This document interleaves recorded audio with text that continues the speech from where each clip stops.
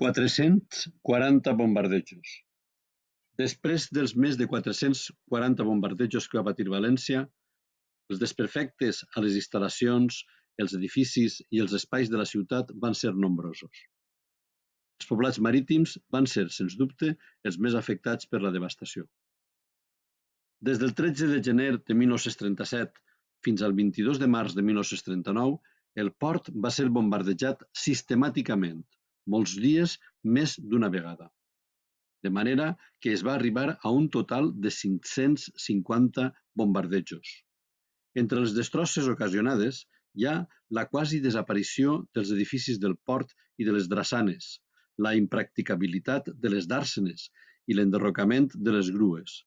A més, a causa dels bombardejos es van enfonsar 20 vaixells de diferents dimensions i nacionalitats i 36 van patir danys per impactes. També calgué lamentar morts i ferits entre les tripulacions i entre els treballadors del port. Fragment de l'article La ciutat ferida, extret del llibre publicat per l'Ajuntament de València l'any 2017, Tempesta de ferro, els refugis antiaeris a València.